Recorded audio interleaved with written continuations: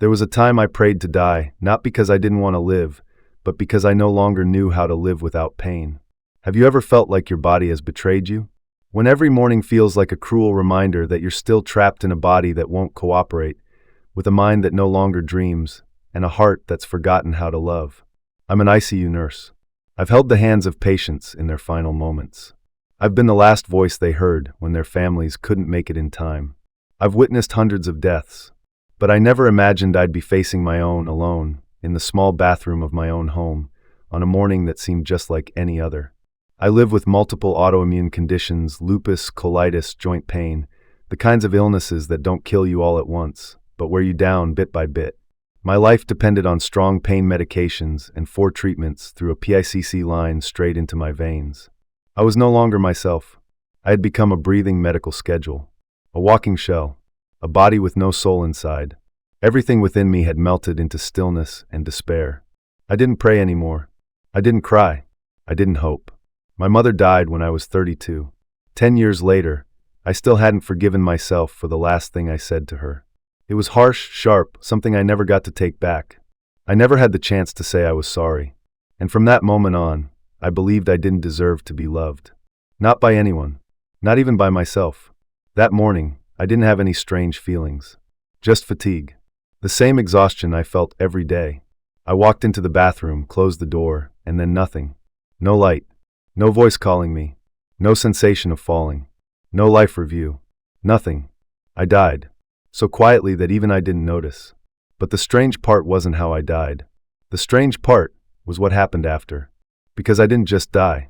I dissolved. I was no longer Elena Carter. No longer a nurse. No longer a patient.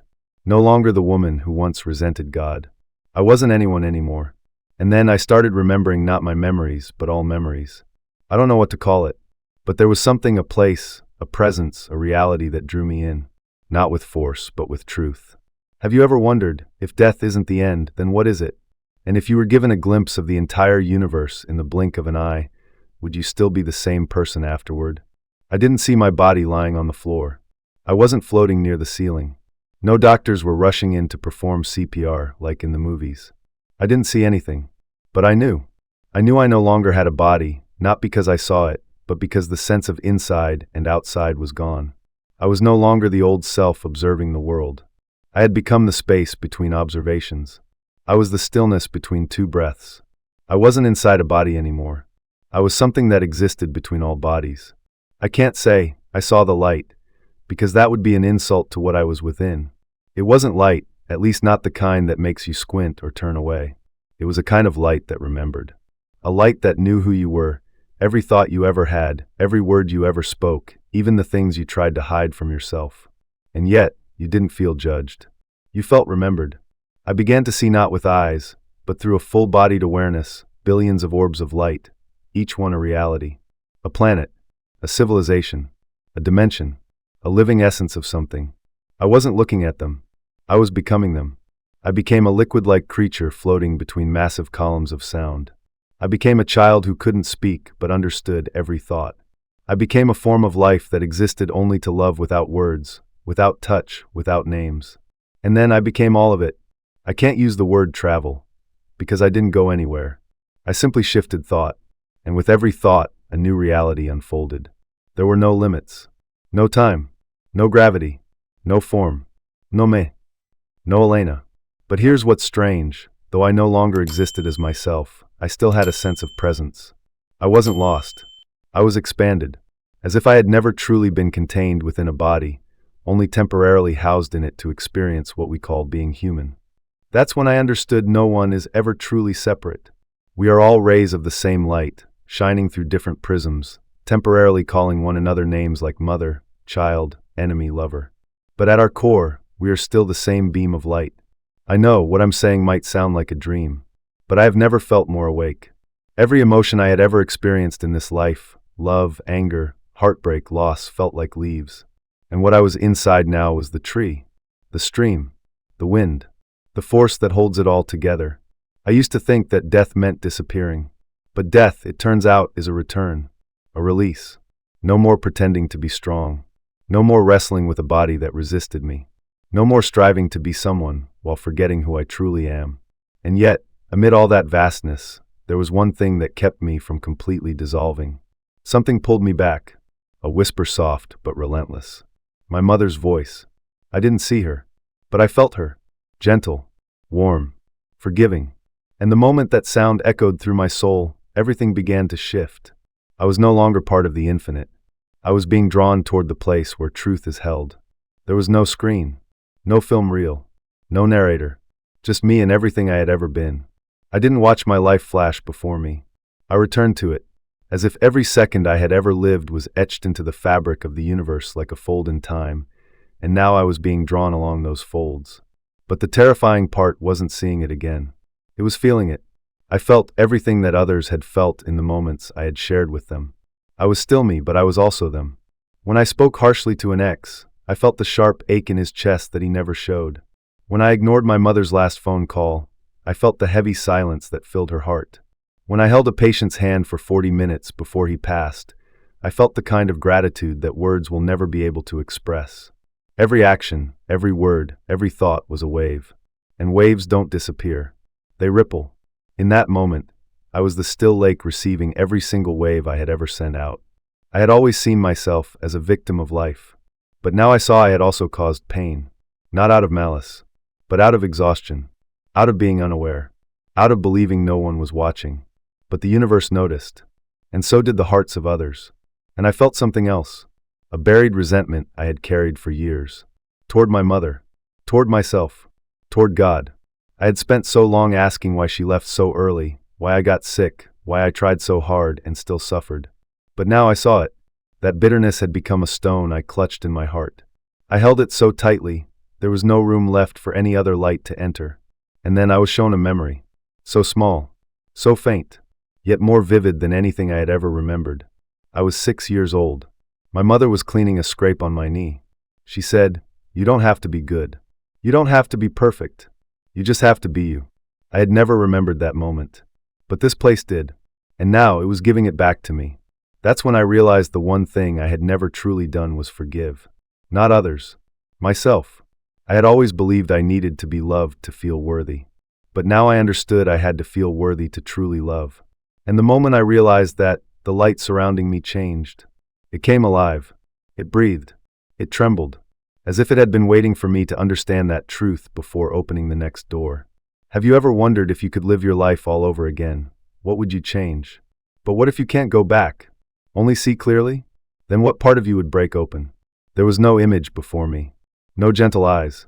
No glowing throne. No God as described in books. Only a presence. A feeling. A complete awareness that wrapped around everything I was. I couldn't call it someone because it wasn't outside of me. But I couldn't say it was me either. It was the source, the ancient memory that lives within every living being, but has long been forgotten. It was the original echo my soul had heard through lifetimes, yet never been still enough to recognize. I didn't ask, "Who are you?" I simply wondered, "What am I?" And there was no voice in reply, but the entire space around me filled with the answer. A band of light moved not in any direction, but with intention. It didn't shine harshly. It felt like silk, like the breath of truth itself, and it spoke without sound. "You are an experience of me. Like light passing through a prism, you are a color. Not wrong, not lost, not incomplete, simply a part." I don't know if I was crying or dissolving, but I had never felt so deeply understood.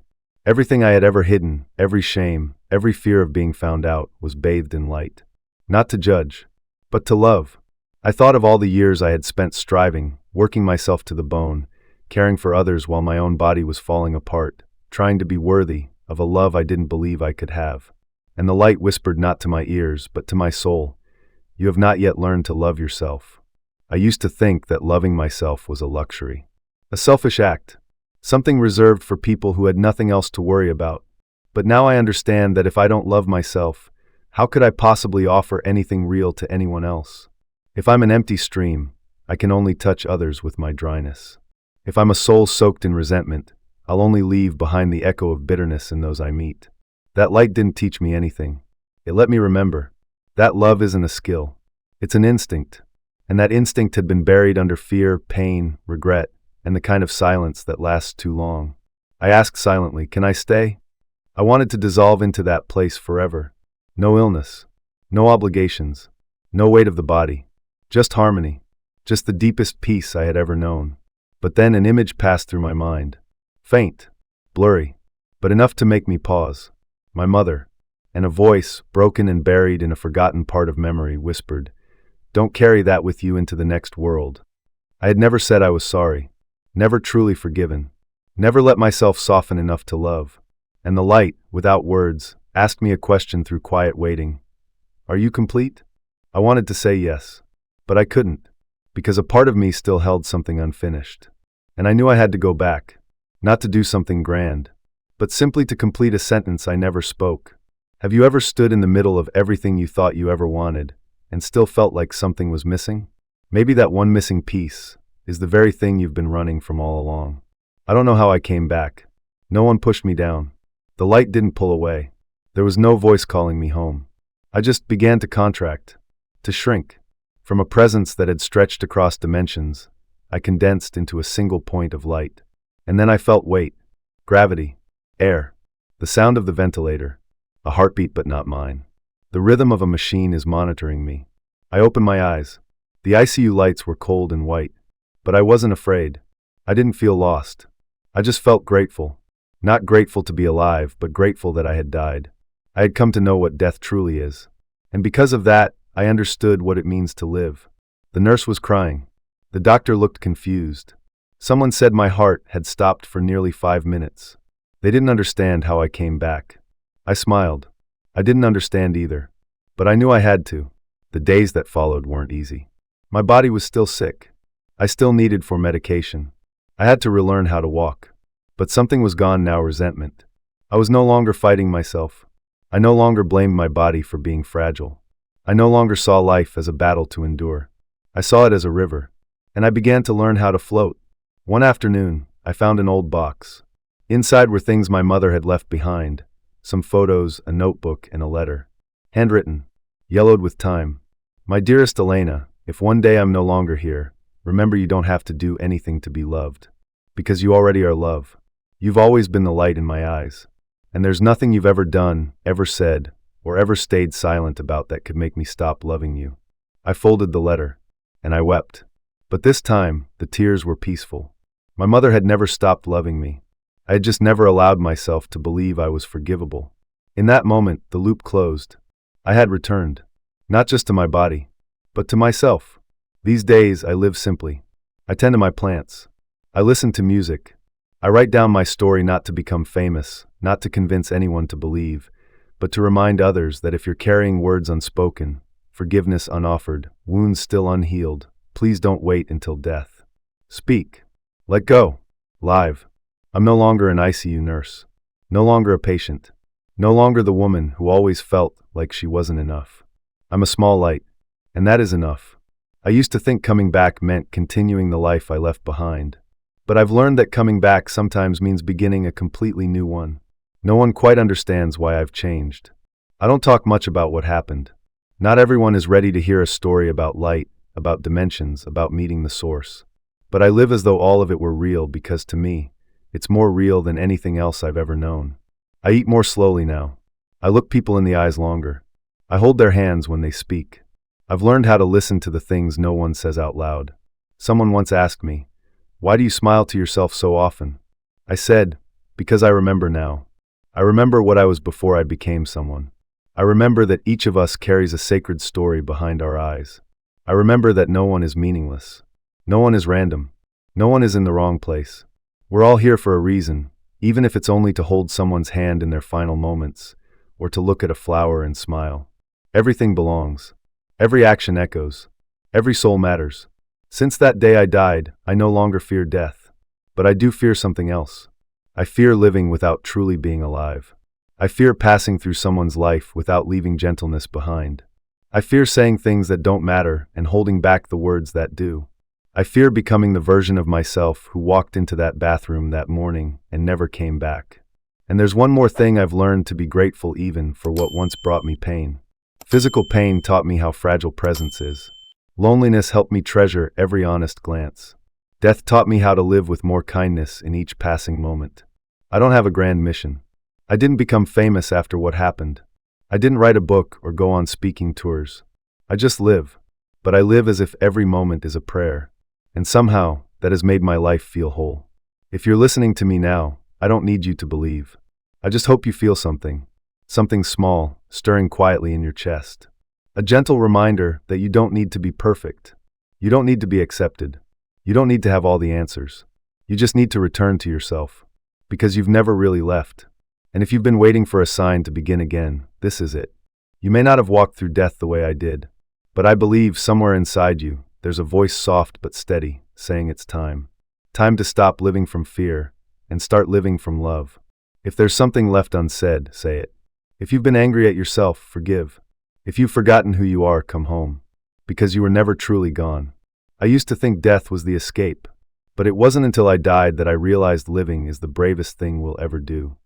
I once kept something from my mother, but now I hold nothing back, and I know she always hears me.